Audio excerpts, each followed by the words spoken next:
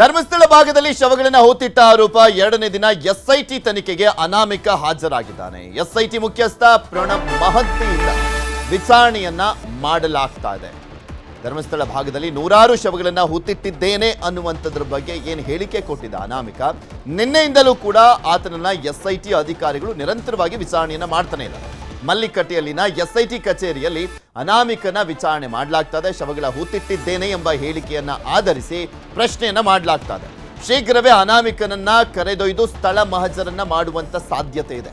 ಇಲ್ಲಿ ವಿಚಾರಣೆ ಏನೋ ಆಗ್ತದೆ, ಬಟ್ ಅದರ ನೆಕ್ಸ್ಟ್ ಏನು, ಯಾವ ರೀತಿಯಾಗಿ ಈ ಪ್ರಕರಣದಲ್ಲಿ ಮೂವ್ ಆಗಲಾಗುತ್ತೆ ಅಂದ್ರೆ ಆತ ಹೇಳಿದ ರೀತಿಯಲ್ಲಿ ಆ ಅಸ್ಥಿ ಪಂಜರಗಳನ್ನ ತೆಗೆಯುವಂತ ಕೆಲಸ ಫಸ್ಟ್ ಮಾಡಲಾಗುತ್ತಾ, ಅಥವಾ ಈಗ ಆತ ಯಾರ್ಯಾರೋ ಹೇಳಿದ್ರು ನನಗೆ ಅಲ್ಲೆಲ್ಲ ಹೋಗ್ಬಿಟ್ಟು ನಾನು ಊತಿದ್ದೆ ಅಂತ ಹೇಳ್ತಾ ಇದ್ದಾನಲ್ಲ, ಸೊ ಯಾರು ಹೇಳಿದ್ರು ಅವರನ್ನ ಕರೆಸಿ ಫಸ್ಟ್ ವಿಚಾರಣೆಯನ್ನ ಮಾಡಲಾಗುತ್ತಾ, ಇದು ಕೂಡ ಕುತೂಹಲ ಕೆಡೆ ಮಾಡಿಕೊಟ್ಟಿದೆ.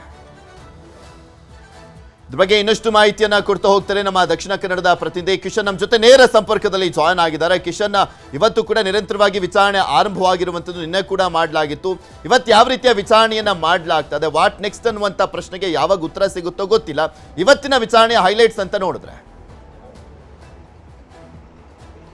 ಪೃಥ್ವಿ, ಕಳೆದ 2 ಗಂಟೆಯಿಂದ ಡಿಜಿಪಿ ಮತ್ತು ಎಸ್ಐಟಿ ಮುಖ್ಯಸ್ಥರಾದಂಥ ಡಾಕ್ಟರ್ ಪ್ರಣಬ್ ಮೊಹಂತಿ ನೇತೃತ್ವದಲ್ಲಿ ವಿಚಾರಣೆ ಆಗ್ತಾ ಇದೆ. ನಿನ್ನೆ ಅನುಚೇತ್ ಮತ್ತು ಜಿತೇಂದ್ರ ಕುಮಾರ್ ದಯಾಮ ಸತತ 8 ಗಂಟೆಗಳ ಕಾಲ ವಿಚಾರಣೆ ಮಾಡಿದ್ರು. ಇವತ್ತು ಕಳೆದು 2 ಗಂಟೆಗಳಿಂದ ಪ್ರಣಬ್ ಮೊಹಂತಿ ಅವರು ನೇರ ಪ್ರಶ್ನೆಗಳನ್ನು ಕೇಳ್ತಿದ್ದಾರೆ. ಇವತ್ತು ಕೂಡ ಆತನ ಹೇಳಿಕೆಯನ್ನು ವಿಡಿಯೋ ಕ್ಯಾಮರಾ ಮತ್ತು ಲಿಖಿತ ರೂಪದಲ್ಲಿ ದಾಖಲು ಮಾಡಿಕೊಳ್ತಾ ಇರುವಂಥದ್ದು. ನಿನ್ನೆ ಅಷ್ಟು ರಿಪೋರ್ಟನ್ನು ಪ್ರಣಬ್ ಮೊಹಂತಿ ಅವರಿಗೆ ಕೊಟ್ಟ ನಂತರವಾಗಿ ಇವತ್ತು ದಿಢೀರನೆ ಅವರು 11 ಗಂಟೆಯ ವೇಳೆಗೆ ಇಲ್ಲಿ SIT ಕಚೇರಿಗೆ ಬಂದಿರುವಂಥದ್ದು. ಕಚೇರಿಗೆ ಬಂದು ನೇರವಾಗಿ ಆತನಿಗೆ ಪ್ರಶ್ನಾವಳಿಗಳನ್ನು ಕೇಳಿದ್ದಾರೆ. ಹಲವು ಖಡಕ್ ಪ್ರಶ್ನೆಗಳನ್ನು ಕೂಡ ಕೇಳಿದ್ದಾರೆ. ನೀವು ದೃಶ್ಯಗಳಲ್ಲಿ ಗಮನಿಸ್ತಾ ಇದ್ದೀರಿ. ಈಗಷ್ಟೇ IB ಕಚೇರಿಯಿಂದ ಪ್ರಣಬ್ ಮೊಹಂತಿ ಅವರ ವಾಹನ ಹೊರಡಕ್ಕೆ ಸಿದ್ಧ ಆಗ್ತಾ ಇದೆ. ಸದ್ಯ ಅವರ ಪ್ರಶ್ನೋತ್ತರ ಅವಧಿ ಮುಗ್ದಿದೆ ಅಂತ ಹೇಳ್ಬೋದು. ಆನಂತರವಾಗಿ ಇವತ್ತು ಏನೆಲ್ಲ ಪ್ರಶ್ನೆಗಳನ್ನು ಕೇಳ್ತಾರೆ ಮತ್ತು ಇವತ್ತಿನ ಬೆಳವಣಿಗೆ ಬಹಳಷ್ಟು ಪ್ರಾಮುಖ್ಯತೆಯನ್ನು ಹೊಂದಿರುವಂಥದ್ದು. ಕೆಲವೇ ಕ್ಷಣಗಳಲ್ಲಿ ಪ್ರಣಬ್ ಮೊಹಂತಿ ಅವರು SIT ಕಚೇರಿಯಿಂದ ನಿರ್ಗಮಿಸುವಂಥ ಸಾಧ್ಯತೆಗಳು ಕೂಡ ಇರುವಂಥದ್ದು. ಯಾಕೆಂದರೆ ಅವರ ವಾಹನ, ಬೆಂಗಾವಲ್ ವಾಹನ ಎಲ್ಲವೂ ಕೂಡ ಈಗ ರೆಡಿ ಆಗಿರುವಂಥದ್ದು. ನೀವು ದೃಶ್ಯಗಳಲ್ಲಿ ಗಮನಿಸ್ತಾ ಹೋದರೆ ವಾಹನ ಬರ್ತಾ ಇದೆ. ಈಗಷ್ಟೇ ಎಲ್ಲ ವಿಚಾರಗಳನ್ನು ಕೂಡ, ಪ್ರಶ್ನೆಗಳನ್ನು ಕೂಡ ಕೇಳಿರುವಂಥದ್ದು. ಪ್ರಣಬ್ ಮೊಹಂತಿ ಅವರ ಈ ಹೇಳಿಕೆಗಳು ಸಾಕಷ್ಟು ಪ್ರಾಮುಖ್ಯತೆಯನ್ನು ಪಡ್ಕೊಂಡಿರುವಂಥದ್ದು. ದೃಶ್ಯಗಳಲ್ಲಿ ಗಮನಿಸ್ತಾ ಹೋದ್ರಿ, ಪ್ರಣಬ್ ಮೊಹಂತಿ ಅವರು ಸದ್ಯಕ್ಕೆ ನಿರ್ಗಮವನ್ನು ಕಾಣ್ತಾ ಇರುವಂಥದ್ದು. ಹಾಗಾಗಿ ಇನ್ನೂ ಕೂಡ ಅನುಚೇತ್ ಮತ್ತು IG ಅವರು ನಿರ್ಗಮವನ್ನು ಕಾಣ್ತಾ ಇರುವಂಥದ್ದು. ಇನ್ನೂ ಕೂಡ ಅನುಚೇತ್ ಮತ್ತು ಜಿತೇಂದ್ರ ಕುಮಾರ್ ದಯಾಮ ಅವರು ಪ್ರಶ್ನೆಗಳನ್ನು ಮಾಡ್ತಾ ಇರುವಂಥದ್ದು.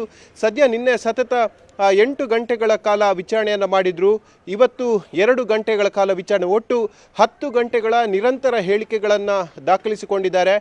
ಇವತ್ತು ಯಾವೆಲ್ಲ ಹೇಳಿಕೆಗಳನ್ನು ಹೇಳಿದ್ದಾನೆ ಅದರ ಮೇಲೆ ಮುಂದಿನ ತನಿಖೆಯ ಹಂತ ಅದು ನಿರ್ಧಾರ ಆಗುವಂಥದ್ದು. ಯಾಕೆಂದರೆ ಎಲ್ಲ ಹೇಳಿಕೆಗಳನ್ನು ದಾಖಲು ಮಾಡಿಕೊಂಡಿದ್ದಾರೆ. ಆತ ಹೇಳಿದ ತಕ್ಷಣ ಶಂಕಿತ ಆರೋಪಿಗಳನ್ನು ಹೋಗಿ ಅಲ್ಲಿ ವಿಚಾರಣೆ ತರೋಕ್ಕೆ ಅದು ಕೂಡ ಸಾಧ್ಯ ಆಗಲ್ಲ. ಯಾಕೆಂದರೆ ಆ ಹೇಳಿಕೆಗಳನ್ನು ಕೂಡ ತಾಳೆ ಹಾಕಿ ನೋಡಬೇಕಾಗತ್ತೆ, ಸತ್ಯ ಅಸತ್ಯಗಳ ವಿಮರ್ಶೆಗಳನ್ನು ಕೂಡ ಮಾಡಬೇಕಾಗತ್ತೆ. ಹಾಗಾಗಿ ಮುಂದಿನ SITಯ ಪ್ರಕ್ರಿಯೆ ಯಾವ ರೀತಿಯಾಗಿರುತ್ತೆ ಎಂಬುದು ಬಹಳಷ್ಟು ಕುತೂಹಲಕಾರಿ. ಯಾಕೆಂದರೆ ನಂತರ ವಾಟ್ ನೆಕ್ಸ್ಟ್ ಅನ್ನೋದು ಸಹಜವಾಗಿ ಎಲ್ಲರಲ್ಲಿ ಕೂಡ ಮೂಡಿಸುವಂಥ ಪ್ರಶ್ನೆ.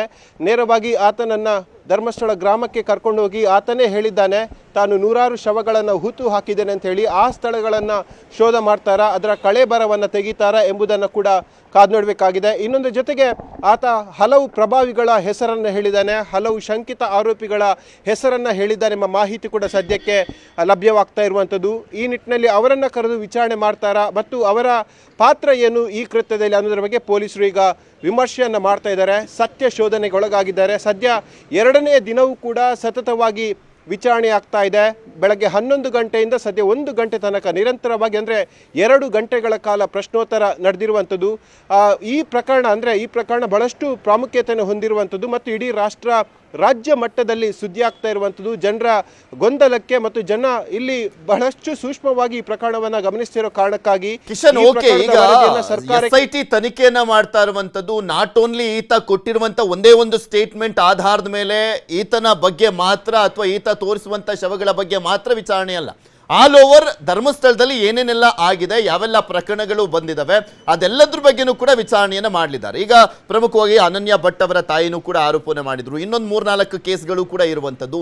ಅವ್ರನ್ನೂ ಕೂಡ ಕರೆದು ಇದೇ ಸಂದರ್ಭದಲ್ಲಿ ವಿಚಾರಣೆಯನ್ನ ಮಾಡುವಂತ ಸಾಧ್ಯತೆ ಇದೆಯಾ? ಅದ್ರ ಬಗ್ಗೆ ಏನಾದ್ರು ಮಾಹಿತಿ ಸಿಗ್ತಾ ಇದೆಯಾ?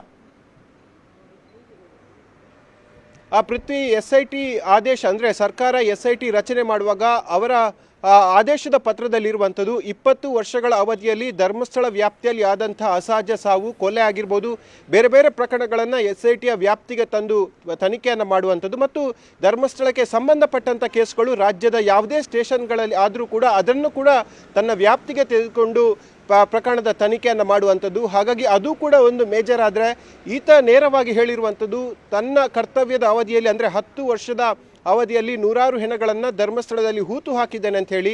ಇನ್ನೊಂದು ಮಜಲಲ್ಲಿ ನೋಡಬೇಕಾದ್ರೆ ಇದು ಕೂಡ ಬಹಳಷ್ಟು ಪ್ರಾಮುಖ್ಯತೆಯನ್ನು ಹೊಂದಿರುವಂಥದ್ದು. ಯಾಕೆಂದರೆ ಹೋರಾಟಗಾರರು ಮತ್ತು ವಕೀಲರು ಹೇಳುವಂಥದ್ದು ಅಲ್ಲಿ ನಿಗೂಢ ಸಾವುಗಳು ಸಾಕಷ್ಟಾಗಿದೆ, ಆದರೆ ಇಲ್ಲಿ ತನಕ ಪೊಲೀಸ್ ತನಿಖೆಗಳು ಅದು ಪ್ರಗತಿಯನ್ನು ಕಂಡಿಲ್ಲ. ಯಾವುದೇ ರೀತಿಯಾಗಿ ಆ ಪ್ರಕರಣಗಳಿಗೆ ತಾರ್ಕಿಕವಾದ ಅಂತ್ಯವನ್ನು ಕೊಡೋಕ್ಕೆ ಪೊಲೀಸರು ವಿಫಲರಾಗಿದ್ದಾರೆ ಮತ್ತು ಇದರಲ್ಲಿ ಪ್ರಭಾವಿಗಳ ಕೈವಾಡ ಕೂಡ ಇರುವಂಥದ್ದು. ಹಾಗಾಗಿ ನಿಷ್ಪಕ್ಷಪಾತವಾಗಿ ತನಿಖೆ ಆಗಬೇಕಾದ್ರೆ SITಯ ರಚನೆ ಆಗಬೇಕನ್ನು ಹೇಳಿರುವಂಥದ್ದು. ಹಾಗಾಗಿ ಅನಾಮಿಕ ವ್ಯಕ್ತಿಯ ಹೇಳಿಕೆಯ ಜೊತೆಗೆ ಅಲ್ಲಿ ಆದಂತಹ ಅಸಹಜ ಸಾವುಗಳಾಗಿರ್ಬೋದು, ನಿಗೂಢ ಸಾವುಗಳನ್ನು ಭೇದಿಸುವಂಥ ಕೆಲಸವನ್ನು ಕೂಡ SIT ಮಾಡಬೇಕಾಗಿದೆ. ಇದಕ್ಕೆ ಸಂಬಂಧಪಟ್ಟಂತೆ ಪೂರಕವಾಗಿ ಬೆಳ್ತಂಗಡಿ ಠಾಣೆ ಮತ್ತು ಧರ್ಮಸ್ಥಳ ಠಾಣೆಯಿಂದ ಕಳೆದ 20 ವರ್ಷದ ಅವಧಿಯಲ್ಲಿ ಆ ವ್ಯಾಪ್ತಿಯಲ್ಲಿ ಆದಂಥ ಎಲ್ಲ ಪ್ರಕರಣಗಳ ವರದಿಯನ್ನು ಕೂಡ ಮಾಡಿಕೊಂಡಿರುವಂಥದ್ದು. ಮತ್ತು ಈ ರೀತಿಯಾಗಿ ಅಸಹಜ ಸಾವು, ನಿಗೂಢ ಸಾವು ಆದಂಥ ಸಂದರ್ಭದಲ್ಲಿ ವೈದ್ಯರು ಪೋಸ್ಟ್ ಮಾರ್ಟಮ್ ಮಾಡ್ತಾರೆ. ಅದು ಸರ್ಕಾರಿ ಆಸ್ಪತ್ರೆ ಆಗಿರ್ಬೋದು, ಖಾಸಗಿ ಆಸ್ಪತ್ರೆಗಳು ಕೂಡ ಆಗಿರ್ಬೋದು. ಆ ವೈದ್ಯರಿಂದ ಪೋಸ್ಟ್ ಮಾರ್ಟಮ್ ರಿಪೋರ್ಟನ್ನು ಕೂಡ ಪೊಲೀಸರು ಕಲೆಕ್ಟ್ ಮಾಡಿರುವಂಥದ್ದು. ಮುನ್ನೆ ಧರ್ಮಸ್ಥಳ ಠಾಣೆಗೆ ನಡುರಾತ್ರಿ ಹೋಗಿ ಜಿತೇಂದ್ರ ಕುಮಾರ್ ದಯಾಮ ಫೈಲನ್ನು ತೆಗೆದುಕೊಂಡು ಬಂದಿದ್ದರು. ಆ ಎಲ್ಲ ಫೈಲ್ಗಳಲ್ಲಿ ಎಲ್ಲ ರಿಪೋರ್ಟ್ಗಳು ಅಡಕವಾಗಿದೆ. ಹಾಗಾಗಿ ರಿಪೋರ್ಟ್ ಮತ್ತು ಆ ವ್ಯಕ್ತಿ ಕೊಟ್ಟಿರುವಂಥ ಹೇಳಿಕೆ ಅನುಸಾರವಾಗಿ ಸುದೀರ್ಘ 10 ಗಂಟೆಗಳ ಕಾಲ ಪ್ರಶ್ನೋತ್ತರ ಆಗಿರುವಂಥದ್ದು. ಆತನ ಹೇಳಿಕೆಯನ್ನು ಇಟ್ಕೊಂಡು SIT ಮುಂದೆ ಯಾವ ರೀತಿಯಾಗಿ ತನಿಖೆ ಮಾಡುತ್ತೆ ಎಂಬುದು ಬಹಳಷ್ಟು ಕುತೂಹಲವನ್ನ ಕೆರಳಿಸಿರುವಂಥದ್ದು. ಪೃಥ್ವಿರಾಜ್, ನೋಡೋಣ ಏನೇನಾಗುತ್ತೆ ಅನ್ನುವಂಥದ್ದು. ಧನ್ಯವಾದ ಕಿಶನ್, ನಿಮ್ಮೆಲ್ಲ ಮಾಹಿತಿಗಾಗಿ.